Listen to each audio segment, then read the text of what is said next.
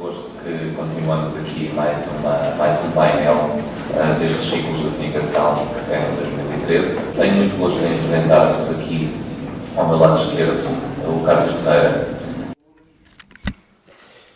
Muito boa tarde a todos. Agradeço o convite que me fizeram para poder partilhar algumas da minha experiência convosco. A primeira coisa que eu gostava de vos poder dizer é como é que se pode ganhar dinheiro a fazer jornalismo hoje em Portugal. Não sei se no fim do debate conseguiremos ter resposta para isso. Se tivéssemos era excelente, sobretudo para mim, porque estou desempregado. Eu sou jornalista desde os 18 anos e trabalhei durante 23 anos no Correio da Manhã e estive envolvido em outros projetos paralelos, até que em março do ano passado deixei de ter sítio onde publicar regularmente. Não deixei de escrever, porque acho que um jornalista tem sempre onde contar as suas histórias e hoje mais facilmente do que na altura em que comecei. Uma das coisas que eu fiz quando fiquei desempregado foi uma peregrinação a Santiago de Compostela, aquilo que serviu essencialmente para quebrar em relação às rotinas anteriores que tinha. Claro que o vício era de tal ordem que daí resultou uma grande reportagem que eu publiquei neste livro, de onde se prova que, de facto, quando se tem vontade, escrevemos os nossos trabalhos ou na internet, ou em livro, em papel, em qualquer tipo de conteúdo. Neste meio tempo em que não tinha nenhum projeto, foi publicada em Leiria uma edição zero da revista Veja Portugal, em outubro do ano passado, e na altura era um catálogo. Isto surgiu no âmbito da Expo Salão, que é o Centro de Exposições da Batalha, cujo diretor-geral é, como devem saber, o empresário José Frazão, e surgiu de uma maneira mais ou menos inesperada. Ele lembrou-se naquela semana de fazer um catálogo para a feira, e como era uma feira sobre produtos de exportação, surgiu a ideia de fazer o Veja Portugal, naquela altura, repito, um catálogo. Uma nova coincidência, isto para explicar que este projeto não é assim tão estruturado, ou seja, não nasceu de uma forma tão estruturada e tão ponderada como às vezes aconselham os bons costumes nestas coisas. Um dia tomava café na Praça Rodrigues Lobo e o José Frazão, que é o atual diretor da revista, encontrou-me e disse: o Carlos Ferreira está desempregado, é exatamente um jornalista como o Carlos Ferreira que eu ando à procura. Claro que a ideia que ele tinha na altura do projeto, que era um catálogo, não tem nada a ver com aquele que é hoje, se bem que já tinha algumas sementes daquilo que o projeto podia ser, ou seja, depois de debatermos sobre aquilo que poderia ser a revista, entendemos fazê-la no sentido de ser uma revista das empresas portuguesas que exportam e daquelas que no estrangeiro importam os produtos portugueses. Portanto, fazer aqui a ponte entre estes dois temas centrais. Na altura, por sugestão minha, decidimos acrescentar aí o turismo e agentes e tradições portuguesas, para podermos fazer uma ponte com as comunidades portuguesas que estão no estrangeiro. E o projeto evoluiu e agora estamos a publicar o primeiro número, já com estas componentes, completamente destacado daquilo que foi inicialmente, que era um catálogo, para ser agora uma revista consolidada do ponto de vista editorial e com estes objetivos. É uma revista low cost, em termos quer nos jornalistas, nos meios que usa, é o máximo esforço com o mínimo custo. Também, já no painel anterior foi referido aqui alguns aspectos, que é hoje fazer um projeto muito grande, além dos custos que implica, não significa que ele tenha sucesso. Às vezes é mais fácil irmos ou trabalhar para uma região, ou trabalhar para um produto muito específico, onde tínhamos hipótese de fazer a diferença.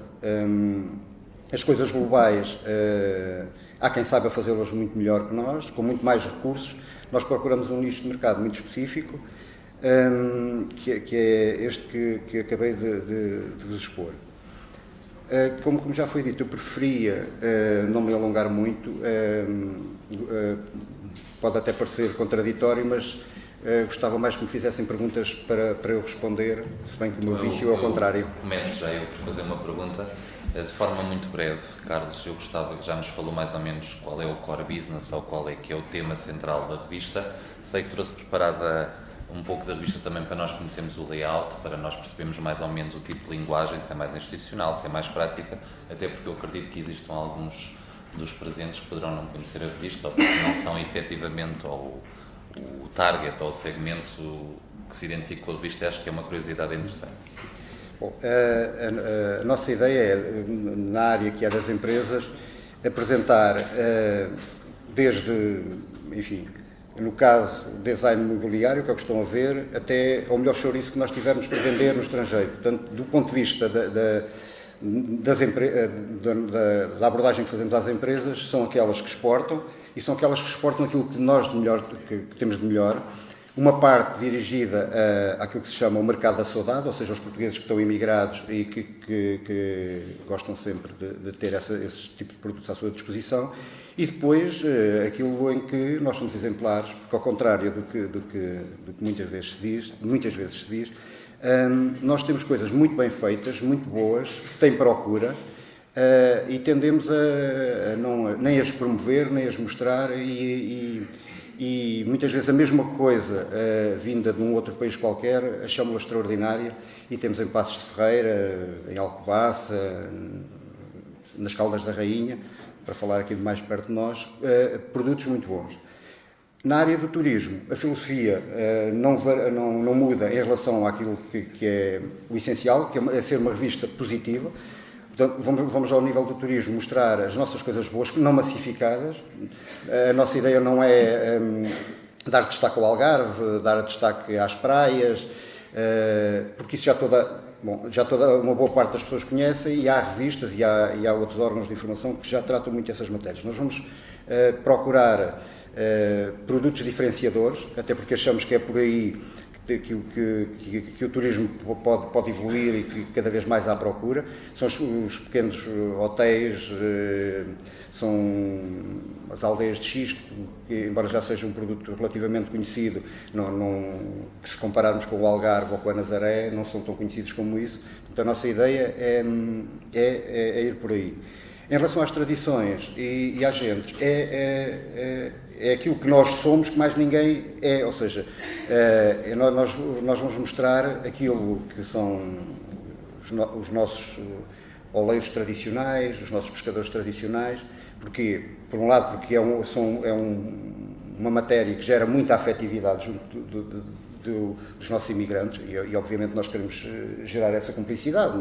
Se queremos que eles comprem a revista, temos que gerar essa cumplicidade entre quem nos lê e os produtos que nós queremos fazer chegar. A ideia é... E em termos nacionais tem algum tipo de impacto em termos de leitores? E leva-me também a outra questão, que supostamente um dos planos estratégicos do atual governo relaciona-se com o investimento na exportação. De alguma forma, esta palavra de ordem que vamos exportar, isto tem influência na vossa linha editorial? Tem notado um maior sucesso ou adesão por parte de leitores, ou até propriamente de publicidade? É assim, nós de facto importamos com a exportação muito, porque ao nível do mercado nacional, aqueles que vão ser os nossos leitores serão em grande parte as pessoas ligadas à exportação, às empresas que exportam. É evidente que a nossa ideia é que todas as pessoas, nomeadamente ligadas às empresas, que sejam ou não exportadores, nós queremos que eles sejam nossos leitores, ou porque a revista lhes traz sugestões de novos negócios, coisas que eles desconheciam, ou para ficarem a conhecer concorrentes, outro tipo de produtos, outras coisas. É evidente que para o público em geral, em Portugal, enfim, é mais difícil ser abrangente, ser uma coisa generalista. Não haverá aí uma abrangência tão grande como aquela que nós queremos fazer, por exemplo, junto das comunidades portuguesas. Qualquer empresa da qual nós contemos a história, que interessa às comunidades portuguesas, pode-nos interessar. Aqui já não será tanto assim, até porque estou mais perto das coisas que nós fazemos cá. Em relação à forma como viabilizamos, como pensamos viabilizar a revista, ela é feita por assinatura e portanto, não tem venda em banca. Na área comercial, além da área tradicional, que é a área da publicidade, ela é também um elemento que pode gerar negócio para a própria Expo Salão, para o próprio investidor. Portanto, digamos que é também dessa conjugação da proximidade que há entre a revista Veja e o Centro de Exposições, que de alguma forma a revista pode ser viabilizada. A revista, apesar disso, tem, do ponto de vista editorial, completa autonomia, e esse gerar de negócio não pode interferir nessa linha. Sendo que, obviamente, isto seria utópico desligar estes dois aspectos completamente. É evidente que há sempre pontos de contacto entre os aspectos que são comerciais e os aspectos que são editoriais, embora quando falamos para jornalistas ou para quem se quer ser jornalista, normalmente há aqui aquela tendência muito pura, dizer não, aqui quem manda são os jornalistas, nós fazemos aqui o que achamos editorialmente correto, e isso é um bom ponto de partida. É evidente que, não havendo um suporte comercial por trás, ao qual às vezes é preciso fazer algumas cedências, é preciso também dizê-lo, o projeto não tem viabilidade. Portanto, o projeto sem viabilidade pode ser muito bonito, pode ser o melhor do mundo, mas não funciona, não subsiste. Alguém deseja fazer uma pergunta, uma curiosidade? Pronto, eu tinha um caso mais concreto da Veja. Por exemplo, fazer interação com as comunidades lá fora, e estava até um artigo que estava intitulado que as comunidades no estrangeiro serviriam de um cartão de visita para Portugal. Por exemplo, aproveitar o dinamismo ou ter correspondentes no estrangeiro, por exemplo, aproveitar essas comunidades e ter correspondentes no estrangeiro, na medida em que se consiga fazer uma maior pessoas que não são portuguesas, dos outros países, uma maior divulgação também da própria revista para as pessoas que não são portuguesas, dos outros países, para que também sejam conhecedoras dos produtos que se façam cá, ou isso assim. Essa questão é importante e é evidente que em condições ideais em cada comunidade portuguesa devia haver um correspondente da minha revista. Isso era o que eu gostava de ter, como é evidente. Para as coisas poderem funcionar, há toda uma série de fatores, sobretudo os económicos, que não deixam que isso possa ser feito, pelo menos de imediato. Como é que nós resolvemos essa questão? Em todas as comunidades portuguesas há jornais, revistas, sites, com jornalistas, com colaboradores que conhecem melhor essas comunidades e que já escrevem, já tratam o que aí acontece.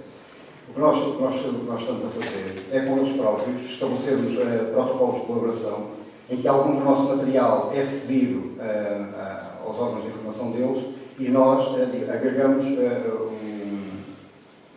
o material desses vários órgãos. É evidente que se há uma peça que é publicada em França por um jornal português em França, a minha revista aí não terá vantagem em publicar esse artigo. Mas, em compensação, em todos os outros sítios onde há comunidades, vão ceder a um trabalho que aquele jornal não distribui nos outros sítios. Se formos ver isto em circuito, de repente eu tenho uma peça de cada, enfim, 10 países onde há comunidades portuguesas, todas no mesmo bloco, que permitam uma única pessoa aceder àquela informação toda. E, em contrapartida, distribuir por esses vários órgãos separados algum do material, será essencialmente que é aquele que nós produzimos cá e que eles teriam acesso com mais dificuldades. Isto permite-nos a nós e a eles poupar em meios e como não podemos, pelo menos nos próximos tempos, conseguir assim que seja fácil, ter esses correspondentes, que era a situação ideal, vamos trabalhar com esta ideia. Me parece uma solução que eu me lembro que não via até agora aplicada e que temos que resulte. Queria, entretanto, voltar atrás ao que disse o João. João falou muito de comunicação, falou muito de press, release, também se fala muito de conteúdos. Eu não quero dizer que nenhuma dessas áreas não seja importante. Essas áreas são todas extremamente importantes, mas nenhuma delas é jornalismo. E isso eu tenho nos últimos últimos tempos percebido que, embora isto não seja mais evidente, não é tão evidente assim. Um press release, o trabalho de uma agência de comunicação é apenas e só uma fonte, com a única vantagem que tem que nós sabemos do lado é que ela está. Está do lado do cliente. Está sempre do lado do cliente. Tem essa vantagem. Mas é preciso sempre que o jornalista faça a outra parte do trabalho, que não é 50%. É mais de 50%. E desconfiem sempre das agências que trabalham muito bem. Estão de facto a trabalhar bem. Estão a trabalhar bem em nome do cliente.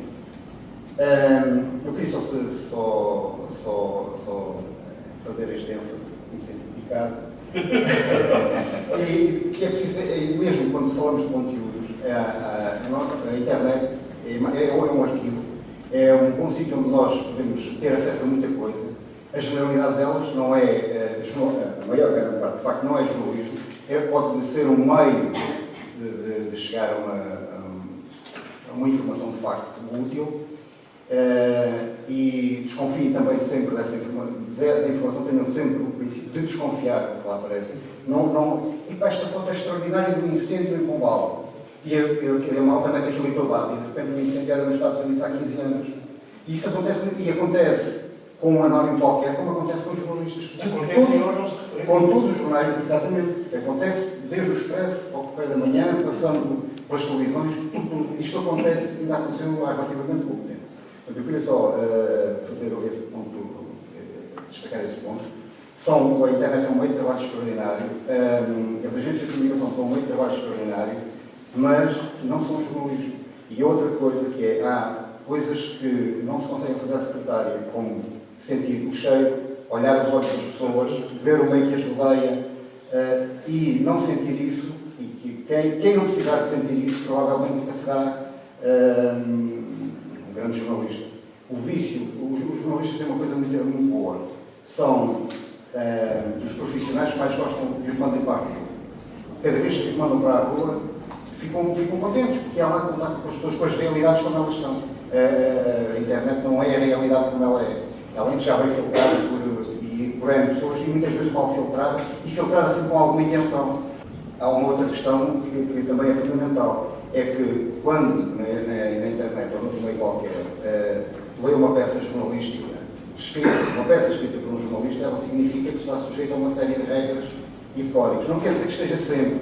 Acontece que o jornalismo, como as outras profissões todas, mas em princípio esse trabalho está sujeito a um código ético, a um código deontológico e está sujeito a uma série de regras legais que têm que ser respeitadas. Outra informação, os outros dados que circulam na internet não estão sujeitos a essas regras. Portanto, por princípio, e essa será a mais-valia dos trabalhos que são escritos por um profissional, por um jornalista, é que, independentemente de algumas circunstâncias que poderão ou não acontecer, tem a obrigação de ser mais fiável do que tudo o resto. Portanto, o que eu quero dizer com isto é que nem tudo o que circula na internet pode ser informação, muito pouco do que circula na internet é jornalismo, serão pequenas peças que o jornalista terá que trabalhar, que terá que confrontar, que terá que ir à procura. Gostaria que se pudesses fazer um retrato daquilo que existe em português lá fora, que se calhar muitos destes alunos que acabam não têm nenhuma noção dos excelentes produtos e também dos medíocres. Estou a ser muito simpático, eufemisticamente falando, os vários produtos de mídia em português que existem fora de Portugal e mesmo fora dos quatro países lusófonos. Isto, se calhar, dá uma boa ideia. É só um retrato. Por exemplo, em Macau existem 9 títulos de imprensa e todos eles com redações organizadas e têm havido procura de jornalistas para ir para lá trabalhar. Eu vou iniciar agora os meus contactos com essa rede de órgãos de informação portugueses que existem um pouco por todo o mundo. Não sei se já estavas cá, mas eu expliquei que, não tendo possibilidade de ter correspondentes em todas essas comunidades portuguesas, estamos a tentar fazer isso de parcerias com os jornais dessas comunidades. Até agora, que tenho um pouquinho a ideia não muito apurada, porque já tive casos completamente inacreditáveis de gestão em que não se percebe muito bem onde é que começa o jornal e começa a empresa que tem o jornal, e depois faz algumas coisas da associação, da atividade lá do sítio.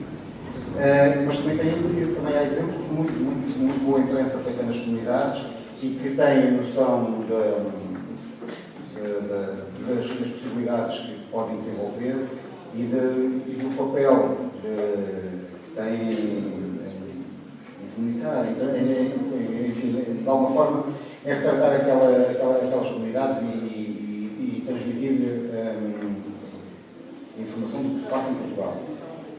Em relação a uma coisa que eu notei e tem a ver contigo é que uma boa parte daquele trabalho, muito daquele trabalho que é originário, que tem origem em Portugal, é a informação que tem em quatro pessoas, tem origem na agência, na Lusa, e mostra, em certa medida, que terão poucos meios próprios. De qualquer forma, há uma boa parte que funciona muito na base de boa vontade, de alguma coisa, mas também simultâneo tem uma quantidade de projetos bastante interessantes e é quem, quando explica a ideia de fazer esta ponte entre a nossa revista e esses jornais, que a percebem com facilidade e percebem que há uma sinergia que pode ser útil para as duas partes. Em princípio já mostra algum bom caminho, mas como te digo, neste momento também não posso dar um retrato muito fiel, porque estou